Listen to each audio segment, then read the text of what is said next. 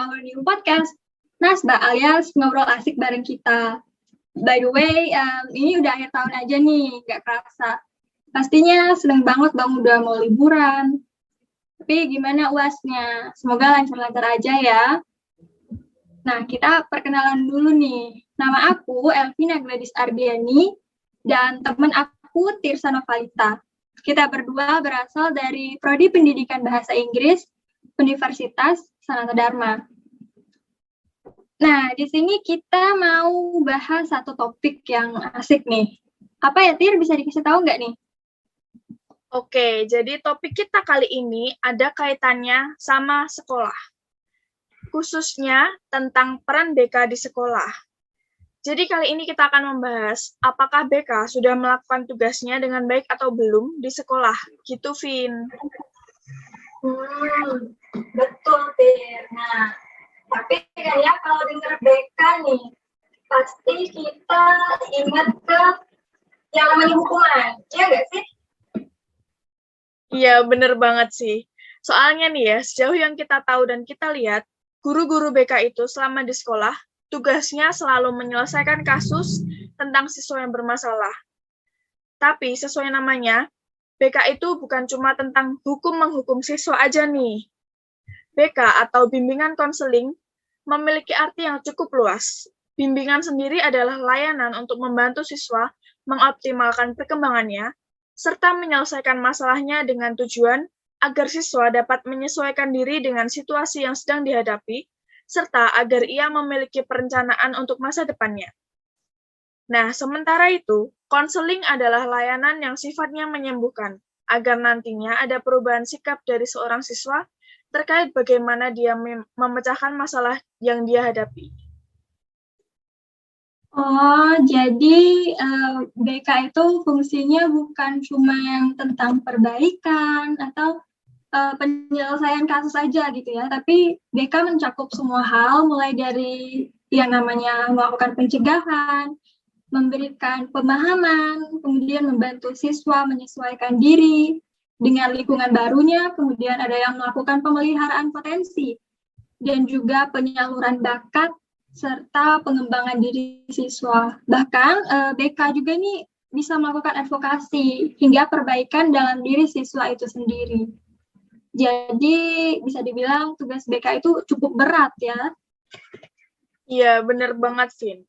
Nah, kalau aku nih ya, di sekolahku tuh guru BK-nya kurang aktif gitu loh dalam berinteraksi dengan siswa. Jadi kayak kesannya tuh mereka cuma muncul pas ada kasus aja gitu. Padahal kan ya seharusnya ada gerakan pencegahan nih, seperti sosialisasi bahaya obat terlarang, atau sosialisasi tentang perilaku menyimpang lainnya, atau bahkan sekedar curhat dengan siswanya. Tapi nih di sekolahku bener-bener nggak ada. Jadi kurang keberadaan guru BK itu kurang dirasakan gitu. Iya, kalau menurut aku benar juga sih ya. Alasannya kenapa kayak guru BK itu sering ditakuti, karena emang di beberapa sekolah guru BK itu kurang mengayomi dan ya kurang ada interaksi gitu dengan siswa. Selain ya pada saat memberikan hukuman atau memberikan teguran saat ada masalah. Iya. Jadi ngomong-ngomong nih ya, aku juga ada cerita nih di SMA aku dulu. Jadi waktu itu ada beberapa siswa yang tertangkap sedang melakukan perkelahian di pantai dekat sekolah dengan ya masih menggunakan seragam. Jadi masyarakat di sekitar situ yang melihat langsung melaporkannya ke sekolah. Dan ya keesokan harinya siswa-siswa tersebut dipanggil gitu ke ruang BK. Mereka ditanya kenapa melakukan perkelahian dan juga saling melakukan hal-hal kekerasan lainnya kan. Tapi yang mengagetkan ya di sini guru BK memberikan tanggung jawabnya itu ke kepala sekolah. Nah, usut ternyata ya ada beberapa korban dan memang para siswa tersebut saat berkelahi menggunakan senjata tajam. Jadi kasus ini dulu itu menggemparkan sekolah dan para siswa kemudian dijemput oleh pihak kepolisian langsung saat itu juga dan mereka ditahan untuk beberapa hari. Jadi nih, gini Tir, menurut kamu apakah tindakan yang diambil guru BK ini udah benar atau belum ya? Kalau yang aku dengar nih ya dari cerita kamu ya, menurut aku sih ya tindakan guru BK yang ada di sekolah kamu itu udah benar. Karena kasus yang ditanganin ini nih, itu tuh udah melampaui batas dan emang harus dialih tangankan ke pihak yang lebih paham, yaitu kepala sekolah dan akhirnya diberikan ke pihak kepolisian. Karena kasus ini tuh udah termasuk tindakan yang meresahkan masyarakat dan mengganggu kenyamanan lingkungan. Jadi, para siswa benar-benar harus menerima rehabilitasi dari pihak kepolisian mengenai tindakan yang mereka lakukan agar ke depannya mereka nggak melakukan hal yang sama nih, Vin. Ya, benar juga sih Tir, menurut kamu tadi pendapatnya.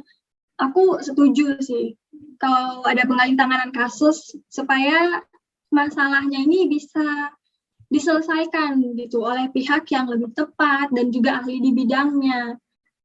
Nah, di sini ada beberapa tambahan sharing juga nih, Tir, dari teman-teman kita. Dan ya, kita bahas bareng-bareng ya, Tir. Oh iya, oke. Oke, jadi sharing yang pertama nih, Vin, ada dari kenalan aku. Aku baca ini sih pesannya ya. Halo Kak, aku mau cerita pengalaman aku sama BK waktu di sekolah dulu nih. Saat itu aku nggak ada rencana untuk lanjut kuliah, tapi aku berencana untuk langsung cari kerja. Akhirnya aku datang ke ruang BK untuk konsultasi tentang bagaimana cara menghadapi pertanyaan-pertanyaan saat wawancara kerja. Dari pengalaman ini, aku dapat banyak ilmu baru yang sangat berguna, hingga saat ini aku bisa mendapat pekerjaan yang layak, yang tentunya tidak lepas dari bantuan guru BK. Jadi itu cerita dari aku, makasih. Wah, menarik banget nih, Vin. Ternyata selain pengetahuan tentang mata pelajaran, bantuan-bantuan atau tips-tips semacam ini tuh sangat dibutuhkan oleh siswa. Siswa bisa menjadi lebih siap untuk menghadapi masa depan, dan enggak hanya tentang pelajaran atau tentang melanjutkan pendidikan ke jenjang yang lebih tinggi, tetapi siswa juga disiapkan untuk bisa menghadapi dunia pekerjaan. Wah, keren banget ya. Nih, berkat tips yang diberikan guru BK, jadi siswa tersebut bisa lebih siap kan dalam menghadapi wawancara kerja. Ya, Nah, ini juga termasuk dalam peran BK nih dalam aspek karir loh.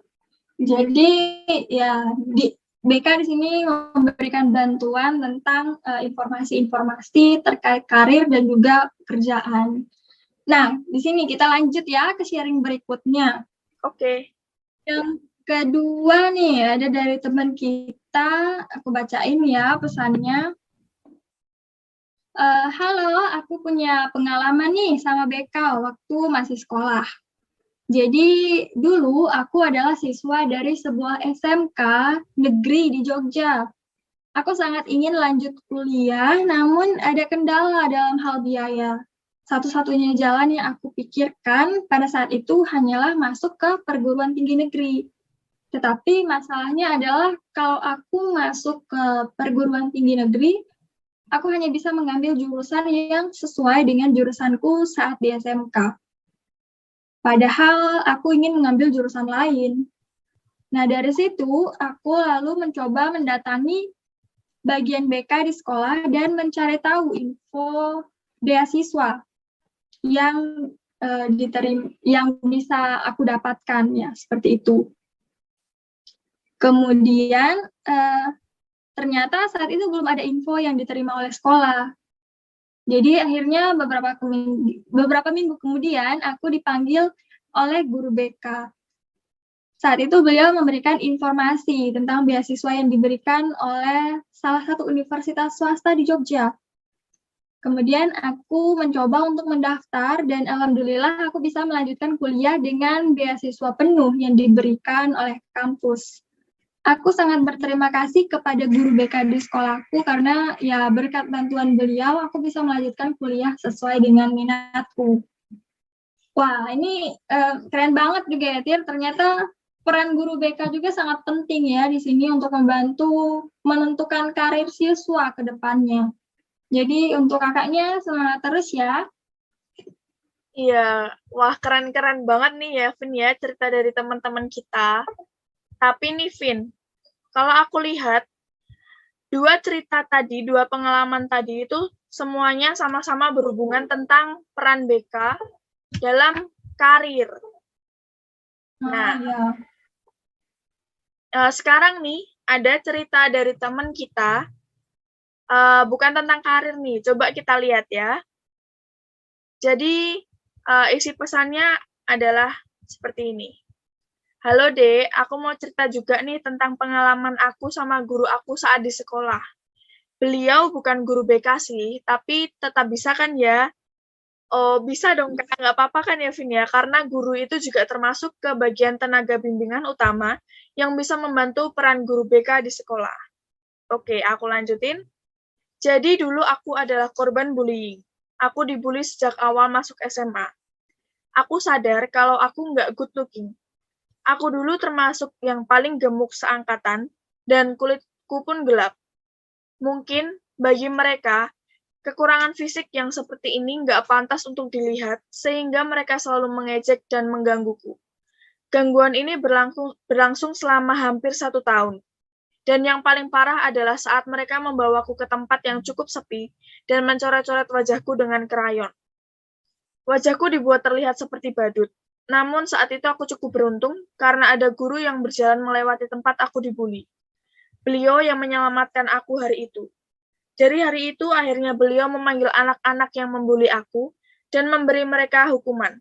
Ya, walaupun kalau aku lihat hukumannya itu bukanlah hukuman berat, tetapi setidaknya itu memberikan efek jera kepada mereka. Beliau juga meminta mereka untuk mau meminta maaf kepadaku.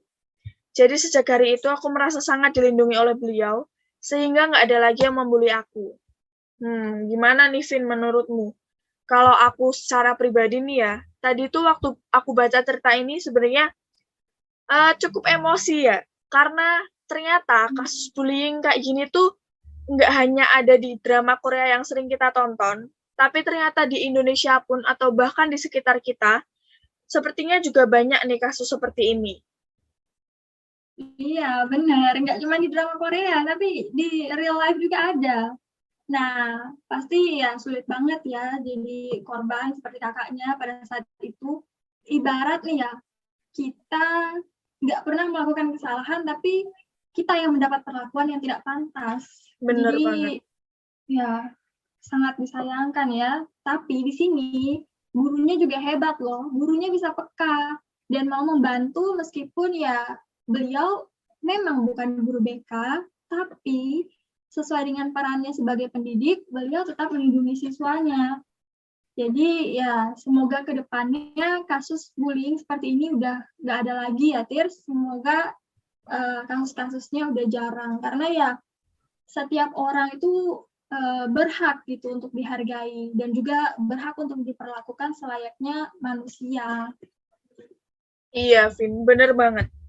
Dan nih ya, jangan sampai kita itu menghina orang lain tentang apapun itu. Saat kita menghina orang lain nih, itu tuh nggak membuat kita terlihat lebih unggul daripada mereka. Jadi nih ya, buat teman-teman semuanya, ingat, jangan ada bullying di antara kita. Ya benar, jangan ada bullying di antara kita.